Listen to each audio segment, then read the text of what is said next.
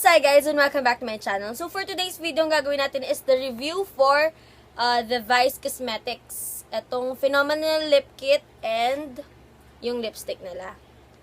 So bumili ako sa may Trinoma, second floor, tapos sa may, meron din ako suot na landmark.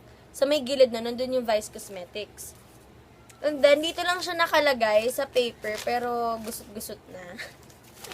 Tapos, this Phenomenal Lip Kit is only 295. Meron na siyang ganito, tsaka lip liner. And, ito naman, lipstick is 195 lang. Try natin siya ng heat test and water test. Ang uunahin muna natin is this Vice na Good Vibes. Ang shade nito is Kavog. Nga pala guys, this one is made... Nakasulat dito kanina nawala.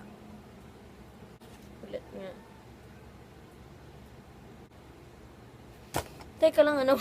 Nawala, teka lang. Ayun.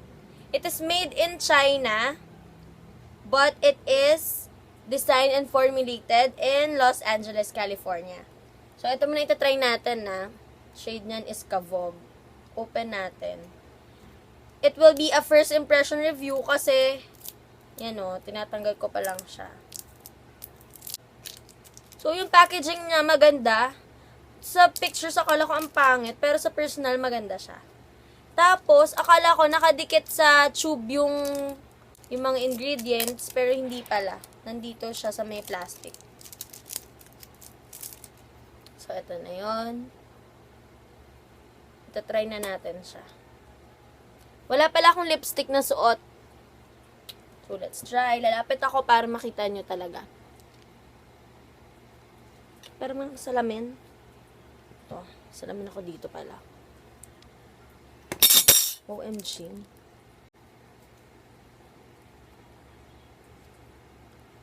Mabango. Mabango siya. Pero parang medyo may amoy plastic, ganun. Pero okay naman. Tolerable.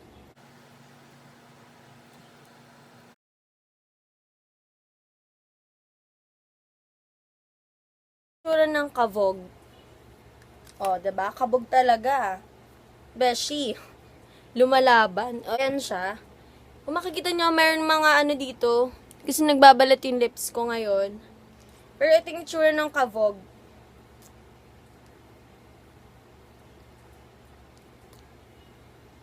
Itatry natin ang water test.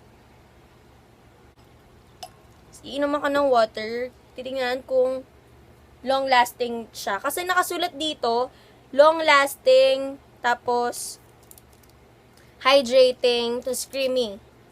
Inom na ako ng water. Look nyo naman yung ano ko. Kabugera o pabibo.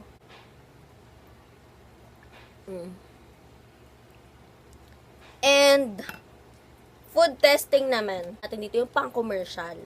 Ganito yan.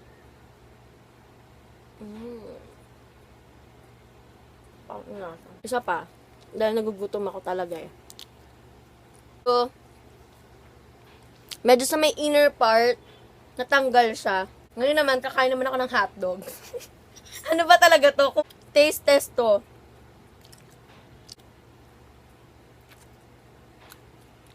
Masarap yung hotdog. So, may bandang babang part, natatanggal siya. At syempre, taste test to, dapat itry natin. Syempre, sa isang araw, iba-iba yung kakainin natin. Umaga, tanghali, gabi. Kaya dapat lahat titikman mo. Tikman na to apple. Umuya muna ako. Pero yun, sa water test, okay siya. Pero sa food, hindi masyado. Pero, I think, normal lang naman yun kasi sa araw-araw kumakain tayo, gano'n naman talaga yung mga lipsticks, diba? Pero kahit sinabi niyo long-lasting siya, at I think oo naman, kasi sa other parts, hindi naman siya natanggal, mag-reapply ka na lang sa may bandang baba. So, ang try naman natin next is this Phenomenal Lip Kit.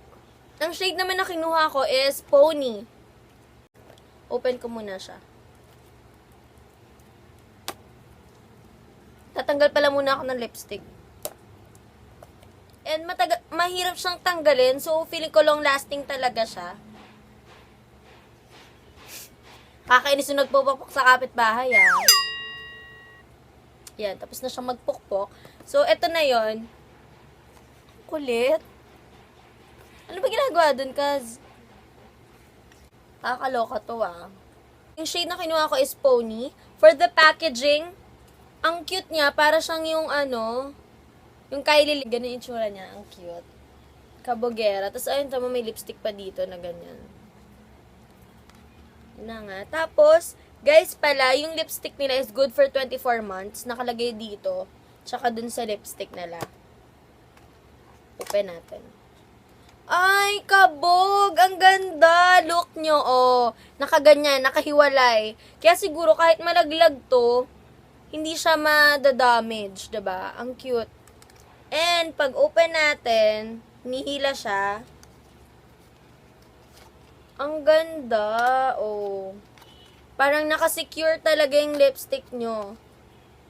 And, nakagulat to, ah. My love letter from Vice. Ang cute. Tapos nakalagay sa likod. Sa likod, Vice ganda. Ganda for all. Kaya napaka-affordable niya. Ganda for all. Talagang pangmasa to si Vice ganda. Tapos dito, meron siyang sulat. Ang cute. Sabi niya, iwanan ka man niya, huwag ka lang iwanan ng ganda. Kaya eto ang sayo para sa gandang pangmatagalan.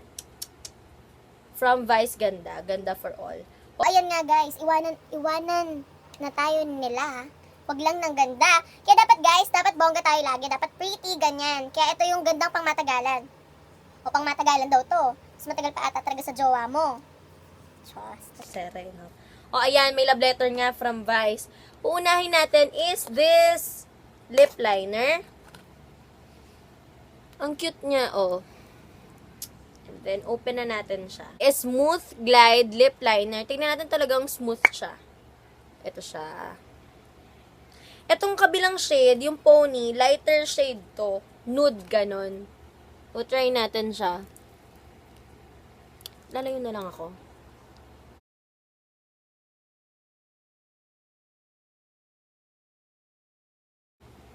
Pero dahil nga nude siya, talagang parang kapares lang siya ng lips ko.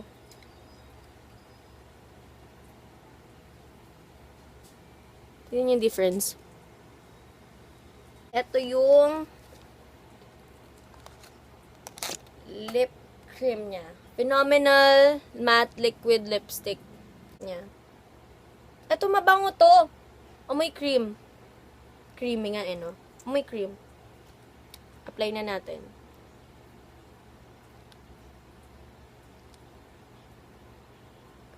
Ay, mas darker to kaysa dun sa lip cream niya. Nagustuhan ko to. For everyday use siya. Diba? Napakatak sa inyo malapitan. Ganyan yung itsura niya. Bet ko siya. Pretty siya. Tapos, after ng application, nagda-dry na siya. Parang nagmamatify na siya. Ito na. Transfer proof. Ang ganda nito. Promise, bet ko siya. Tingnan mo, Kaz, no? Mali ba yung paghawak ko ng ano? Dapat yan ito ba? Paano ba? Hayaan nyo na. Ganito na lang.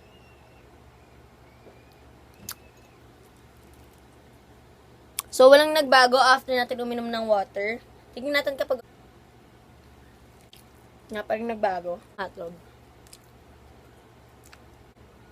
Ang sarap. Nagugutom na ako. Pa Snow White ni Mayor. Ito na yung itsura niya. Kung makikita nyo, nabawasan na naman yung sa may ilalim na part. Kasi siguro nababasa talaga. Pero yung sa taas, nandyan pa rin siya, tsaka yung dito sa labas, sa outer part. My final verdict for the lipstick, okay siya. Tsaka alam mo, yung mga ano ni Vice ganda, talagang pang everyday use. Ganda yung lipstick nila. And for the lip creams, okay naman siya. Nga lang, for the long lasting, naglalast talaga yung sa may upper part and lower part. Pero pag nabasa, yung bandang loob, hindi masyado. Pero pwede mo namang i-reapply. I don't recommend this for dry lips. Kasi nag-dry kasing lips ko, pero tolerable naman siya sa akin. Ewan ko lang sa iba. So, ang advice ko lang sa mga gagamit nito na may super dry lips, lip balm before kayo mag-apply nito. So that would be all, guys, and thank you for watching. Bye!